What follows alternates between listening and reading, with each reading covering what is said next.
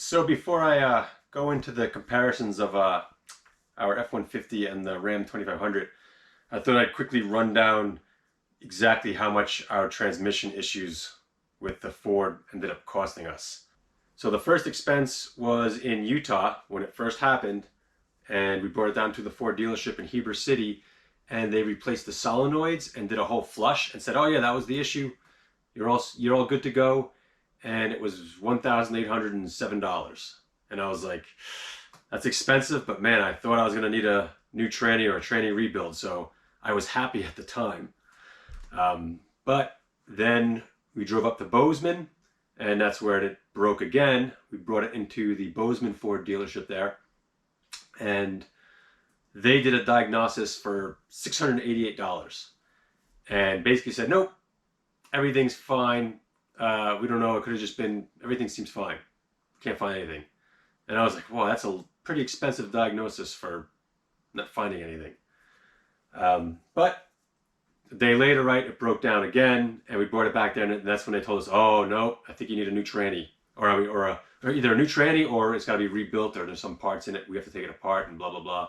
So anyway, at that point, we had to rent a car, which was $415, but we only rented it for 4 or 5 days because, you know, I returned it because it was just too expensive.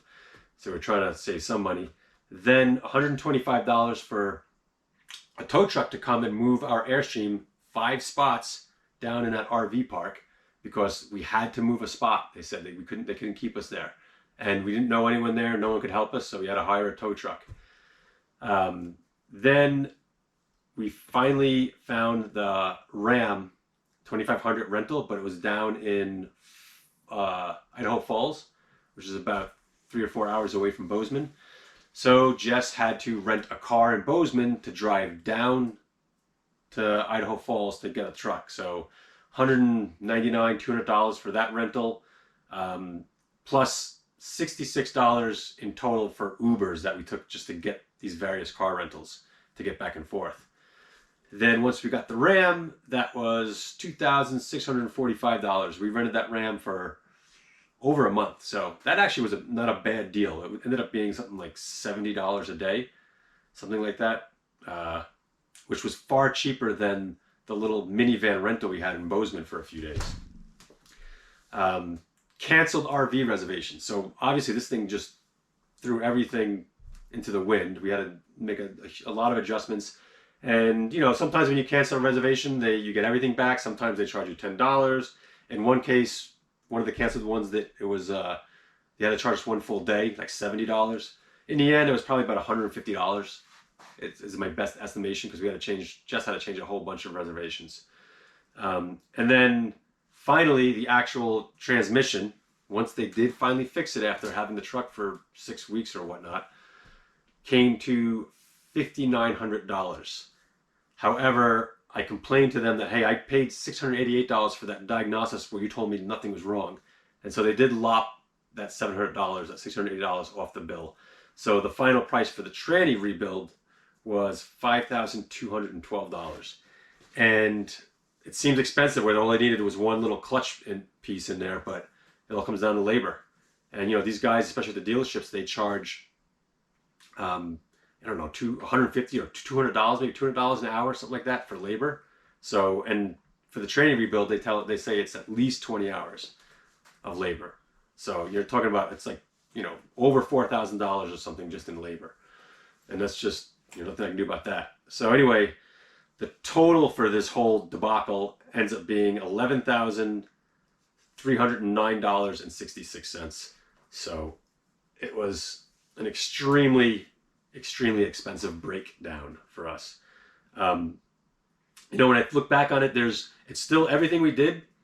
There's nothing, if I had to go back and redo it, there's nothing I would do differently because I didn't have any other real options. You know, the first thing someone might say, hey, that's a lot of money for a tranny rebuild. You shouldn't have been charged that much. Maybe not, but I didn't have any choice because in Bozeman, there's a number of other tranny shops. No one other than the dealer could even look at our truck for a month. So they couldn't even take it apart to find out what we needed for a month. And then they would have to order the part and whatnot. So maybe you could have found a better price, but then we, instead of being stuck in Bozeman for 6 or 7 weeks or more that we would have been stuck there for maybe 3 months. And so we would have spent even more money on other things. So, you know, the only other option then would be to have just said, you know what, we'll trade in our truck, you fix it, keep it, and we're going to trade it in and buy another truck. But the prices they wanted for even used ones, you couldn't even get a new one. The used ones are, and they're still off the charts. We would have overpaid by $20,000-$30,000 to get like a used or a new heavy duty truck in Bozeman at the time, or really anywhere. We looked far and wide, and so we would have had something that we didn't want.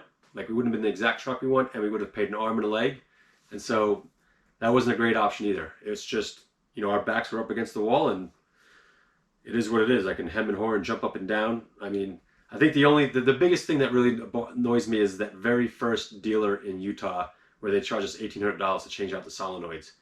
But I don't know what kind of recourse I have. We called them up, but, you know, they only had the information they had, and they can't, you know, they're not going to refund it. So it is what it is. $11,300. So our truck is back and it is working, so I'm happy. I shouldn't complain. You know, we still got to enjoy our summer and go up to Canada, so that's all well and good. Anyway, that was the final tally in case anyone was interested. And now for the truck comparison. So this is a 2019 2500 Ram. It's the base model, like kind of the work model. So it's the same year as our F150. Our F150, if you've seen our other videos, is not a standard F150. We special ordered it with like a heavy duty payload package to give it the payload of like an F250.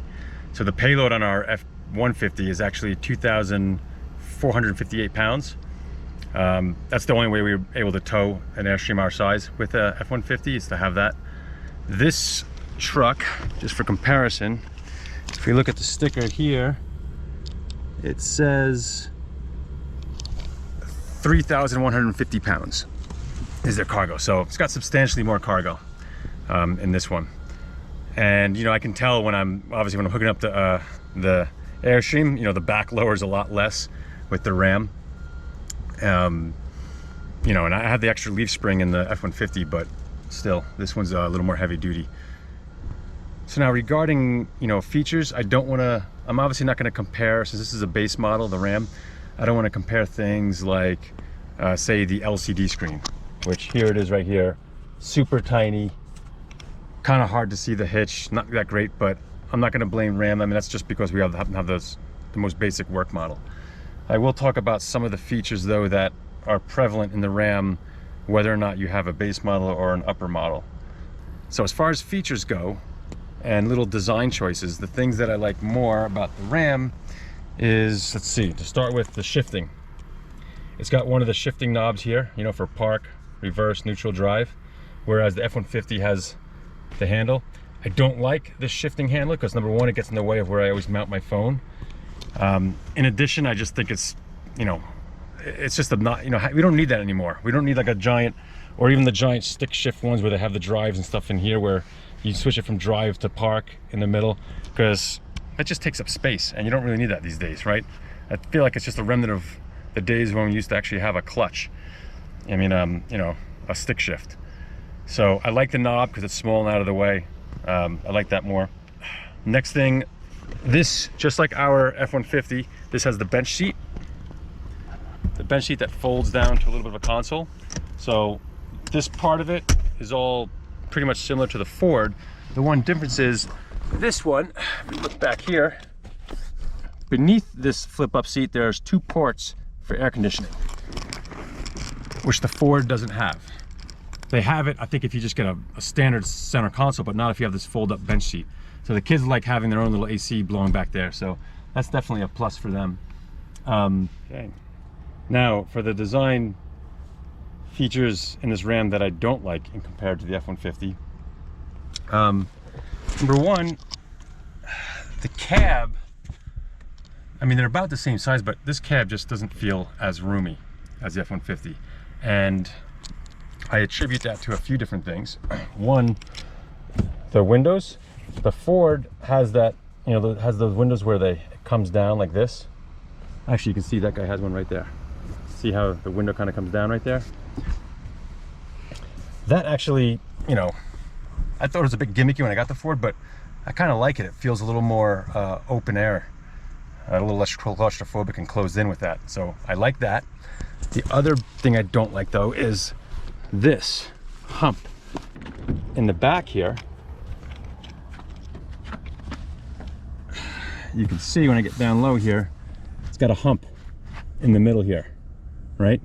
F-150 doesn't need that, doesn't have that. And so we really like the fact that the F-150 is flat through here. In addition, if you look here, this seat has like, it's all blocked under here. I mean, you can fit some stuff because it does is a wall, and then there's like some little space back here. But again, the F-150, this is all clear and flat all through here. So you could fit a lot more stuff in there. It feels more roomy. I feel like even the distance from, I mean, I can look online, but the distance from here to my seat is greater in the F-150. So, you know, for spacious feeling cab, the F-150 definitely wins. The next thing is the mirrors. These tow mirrors I do not like as much as the F-150, and there's a few reasons.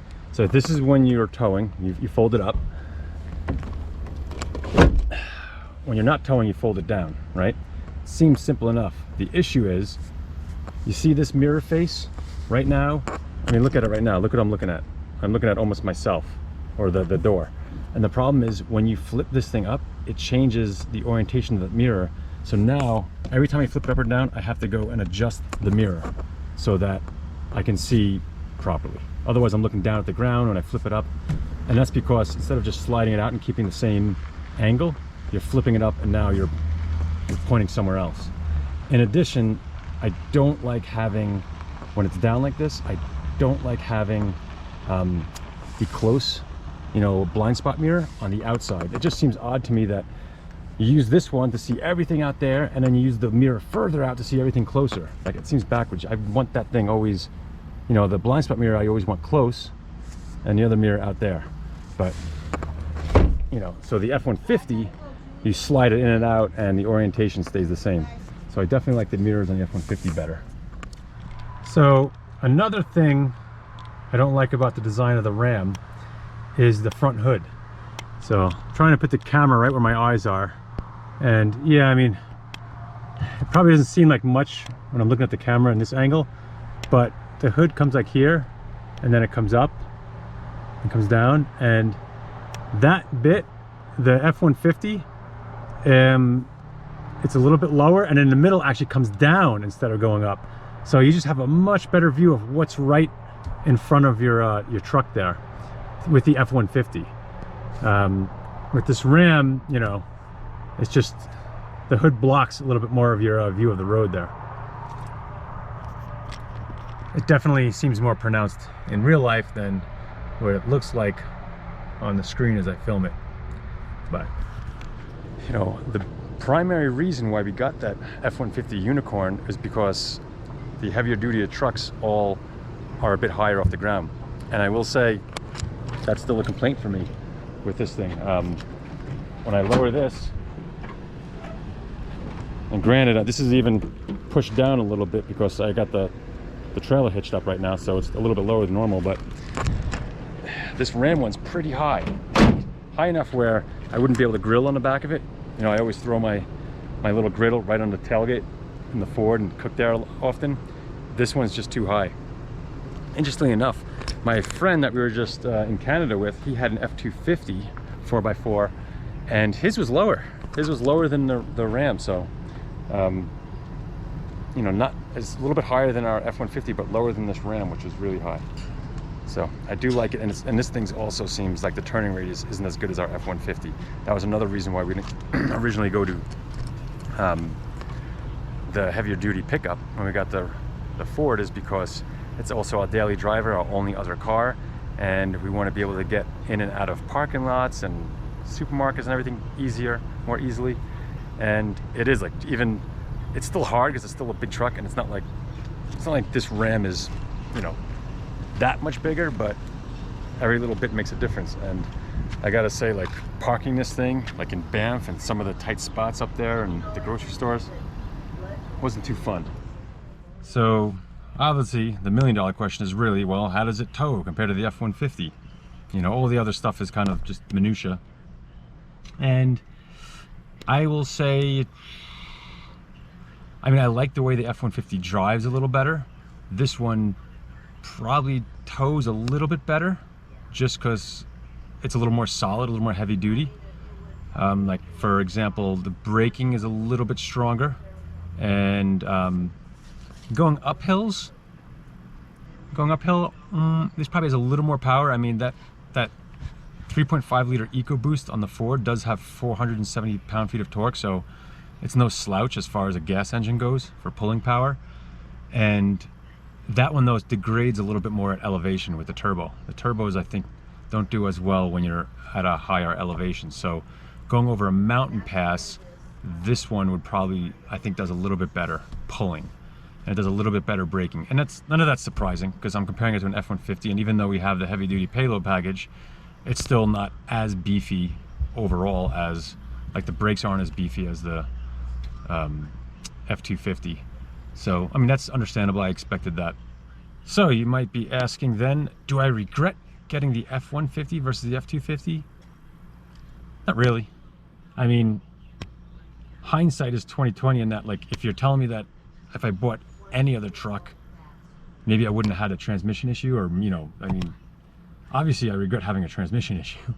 The thing is, though, that particular transmission I looked up is actually the same transmission they use even on the F-350. So that it's not like that transmission is only, you know, it's not just an F-150 transmission. They use it in heavy-duty pickups as well. So I don't know if, you know, it would have made any difference. It's just luck of the draw if my transmission happened to go on this or any other, you know, truck. But generally speaking, I've been really happy with that F-150, and minus the transmission issue. I like it as a daily driver. I probably will upgrade in the future, maybe to an F-250, because now the kids are bigger, so we don't have to worry about getting them in and out of the car seats like we used to. And I also, you know, might be using the truck for construction stuff as we start building houses. You know, whenever we actually settle and buy some land, I'm going to teach the kids how to build. So I'm probably going to want an overall heavier duty work truck maybe anyway. So, but for the time being, happy with the F-150. I don't really regret that purchase. And yeah, that's about that. Well, that about wraps up my opinions on driving our F-150 versus the Ram 2500. And I mean, look, most of the stuff I'm talking about here is just personal preference. So there's no wrong or right answer. You know, you like whatever truck you like. The most important thing is getting a truck that doesn't break down. So, but, you know, I don't have a crystal ball, unfortunately, for that. Anyway, that's about it. Take care.